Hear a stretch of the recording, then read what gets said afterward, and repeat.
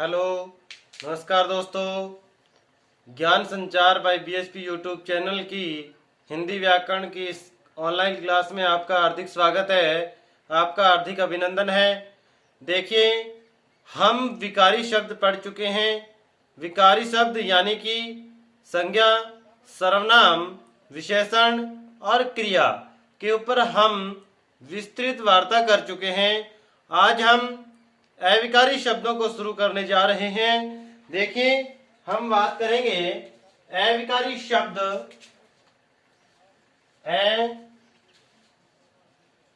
अविकारी शब्द। देखिए, सबसे पहला प्रश्न यही आता है कि अविकारी शब्द यानी अविकारी होता क्या है। यानी कि ऐसे शब्द जो जिन पर लिंग वचन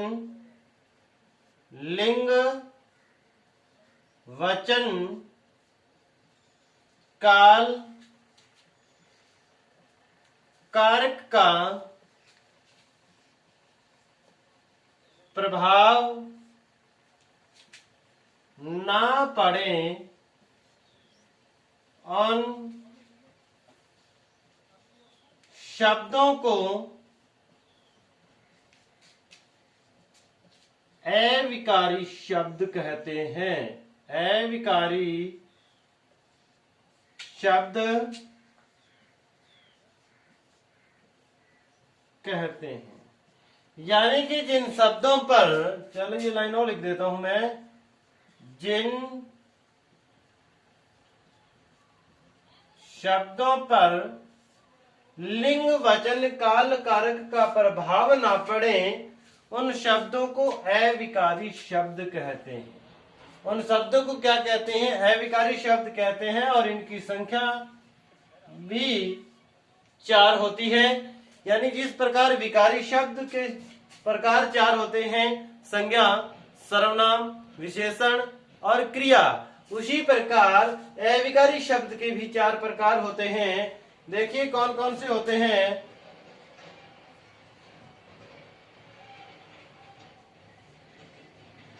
क्रिया विशेषण,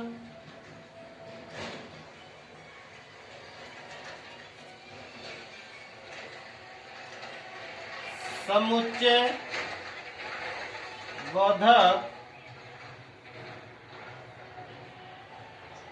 अव्यय, संबंध, बोधक, अव्यय और विस्मयादि बोधक अव्यय। ये 4 होते हैं अविकारी शब्द। देखिए, इन शब्दों को, अविकारी शब्दों को हम अव्यय भी कहते हैं। यानी अविकारी का पर्यायवाची शब्द क्या होता है? अव्यय। देखिए, जब हम इसको अलग अलग करेंगे तो ये हो जाएगा ए प्लस व्यय। ए का मतलब होता है नहीं और व्यय का मतलब होता है खर्च। यानी कि जो खर्च ना हो, अर्थात समझने की कोशिश करना, शब्दावली पे ध्यान देना कि मान लेते हैं हमारे पास 10 रुपीज है, 10 रुपए हैं और ये खर्च नहीं होंगे, ये बिल्कुल भी खर्च नहीं होंगे। यानी कि खर्च नहीं होंगे, यानी कि अव्यय होंगे, खर्च नहीं होंगे, तो इसके ऊपर किसी प्रकार का कोई प्रभाव नहीं पड़ेगा। यानी ये है जैसे के जैसे रहेंगे, क्योंकि इनके ऊपर ये खर्च होने नहीं, तो इनके ऊपर किसी प्रकार का प्रभाव पड़ना नहीं। इसी प्रकार यानी जो खर्च ना हो, अर्थात जो खर्च ना हो उसका मतलब यानी कि जो है वैसे ही रहे।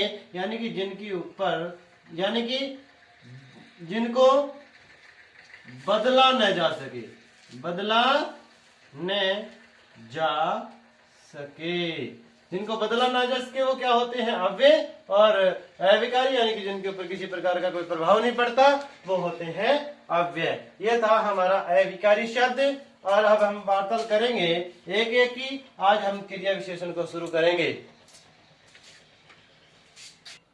आज हम शुरू करने जा रहे हैं क्रिया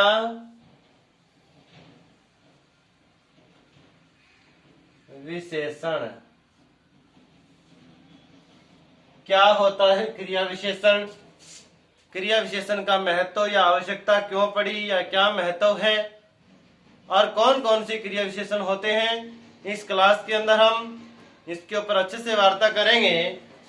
सबसे पहला प्रश्न यही उठता है कि क्रिया विशेषण होता क्या है, यानी वो शब्द यानी वे शब्द जो क्रिया वे शब्द जो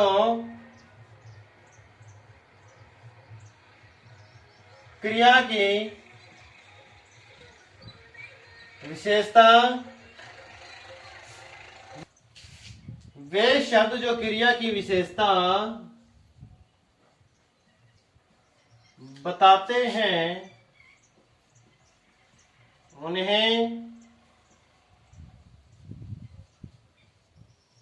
क्रिया विशेषण कहते हैं। देखिए हम पढ़ रहे हैं अविकारी शब्द, तो यहां देखिए वे शब्द, कौन से शब्द? अविकारी शब्द, अविकारी शब्द। वे शब्द कौन से? अविकारी। वे अविकारी शब्द जो क्रिया की विशेषता बताते हैं उन्हें क्रिया विशेषण कहते हैं। उदाहरण देखिए, राम चलता है। राम चलता है। देखिए राम है कर्ता, राम है कर्ता, चलना है क्रिया और है सहायक क्रिया, सहायक क्रिया। देखिए जो हम एक एक पॉइंट ऐसे लिखते हैं, राम करता है, चलना क्रिया है, ये जो हम अलग अलग करके लिख रहे हैं इनको कहते हैं पद परिचय करना। और यदि मैं ऐसा लिख दूं कि राम तेज चलता है, क्या राम तेज चलता है? देखिए चलने की, ये चलना की क्या, देखिए तरीका बता रहा है, ढंग बता रहा है, कैसे चला राम? तेज चला। जो ये तेज है वो है क्रिया विशेषण। क्या है? क्रिया विशेषण। यानी वे अविकारी शब्द जो क्रिया की विशेषता बताते हैं उन्हें क्रिया विशेषण कहते हैं। राम तेज चलता है। राम क्या है? करता है, तेज है क्रिया विशेषण। चलना क्रिया यानी कि चलना की विशेषता बताई जा रही है, कैसे चलता है? तेज चलता है। और है हमारी सहायक क्रिया। ये था हमारा क्रिया विशेषण की परिभाषा थी हमारी। अब हम बात करेंगे कि क्रिया विशेषण की आवश्यकता क्यों पड़ी है, इसका महत्व क्या है और इसके प्रकार हम पढ़ेंगे इस वीडियो के अंदर। क्रिया विशेषण का महत्व या आवश्यकता, यानी इन शब्दों की जरूरत क्यों पड़ी, क्या आवश्यकता थी क्रिया विशेषण की, क्या महत्व था क्रिया विशेषण का, जो इसे अलग से एक अध्याय हिंदी व्याकरण के अंदर इंक्लूड करना पड़ा और इसको विस्तृत अध्ययन, इसके ऊपर वैज्ञानिकों ने विस्तृत अध्ययन किया। ऐसी क्यों आवश्यकता पड़ी, इसका क्या महत्व हुआ? हम लिखते हैं पहला महत्व। देखिए क्या है कि एक क्रिया विशेषण दूसरे क्रिया विशेषण की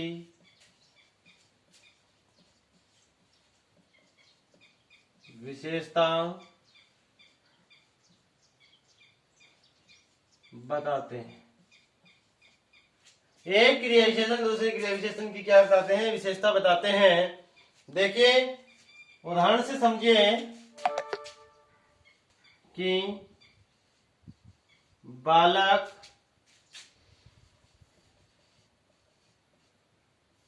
चलता है। यहां देखिए बालक क्या है? करता है। चलना क्या है? क्रिया है। मैं लिख दूं चालाक बालक तेज चलता है। देखिए चालाक बालक तेज चलता है। यहां देखिए बालक की विशेषता बताई जा रही है क्या? कि चालाक है। जब किसी और बालक क्या है? संज्ञा शब्द है। और जब किसी संज्ञा या सर्वनाम शब्द की विशेषता बताई जाती है वो शब्द कहलाता है विशेषण। तो चालाक क्या हुआ? विशेषण हुआ। चालाक क्या हुआ? विशेषण हुआ। देखिए चलना की विशेषता बताई जा रही है क्या? कैसे चल रहा है? तेज चल रहा है। तो ये क्या हुआ? ये हुआ क्रिया विशेषण। क्या हुआ? क्रिया विशेषण। यदि मैं इनके बीच में ये और डाल दूं बहुत, और यहां भी मैं लिख दूं बहुत,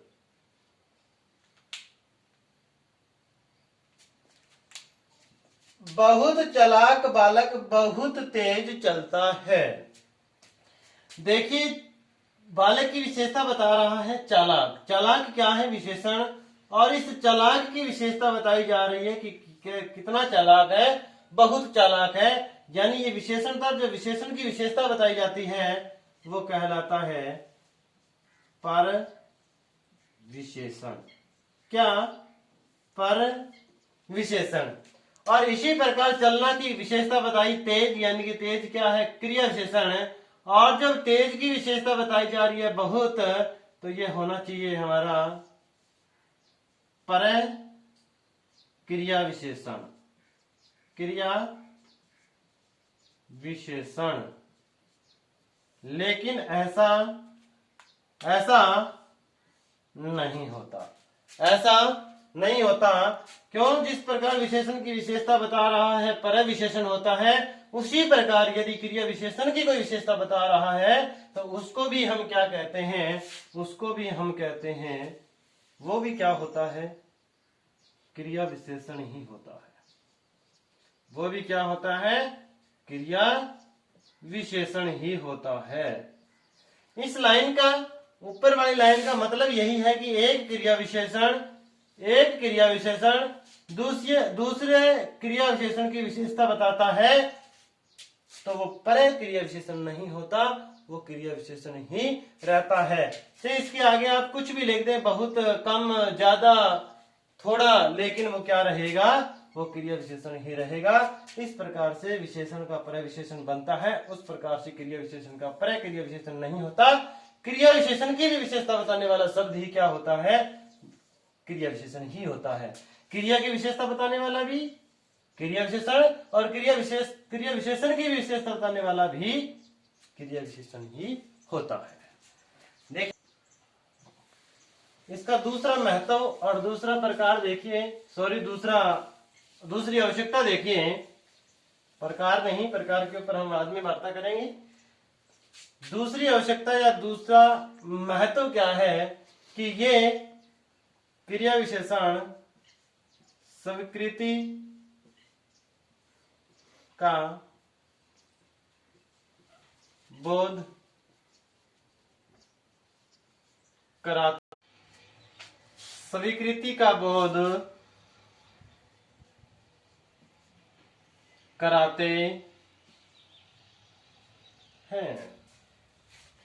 जैसे कोई विद्यार्थी कक्षा के अंदर आता है और जब वो अपने अध्यापक से पूछता है कि सर मैं क्या कक्षा के अंदर आ सकता हूं, तो जब टीचर को स्वीकृति देनी हो तो कहता है हाँ हाँ आओ।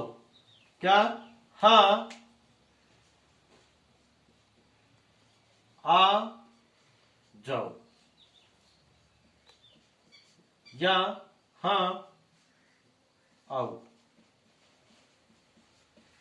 देखिए, आओ या जाओ यानी आना या जाना, ये क्या है? क्रिया है। और जब क्रिया की विशेषता किस में बताई जा रही है? स्वीकृति में, हाँ में, तो ये क्या है? ये है क्रिया विशेषण। जब स्वीकृति का बोध कराया जाता है तो इसके अपोजिट निषेधता का भी बोध अवश्य करवाया जाएगा। तीसरी आवश्यकता क्या है कि ये क्रिया विशेषण निषेधता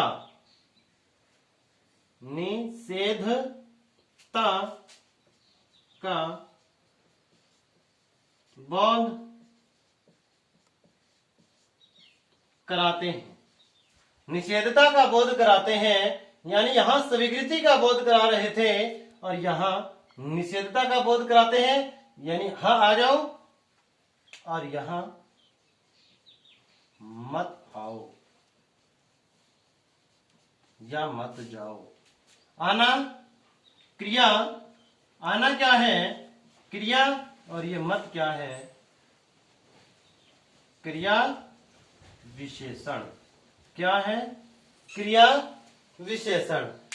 देखिए, चौथी आवश्यकता, इस वीडियो के अंदर हम 5 आवश्यकता पढ़ेंगे, उसके बाद नेक्स्ट वीडियो में वार्ता करेंगे। चौथी क्या है? यानी निश्चितता।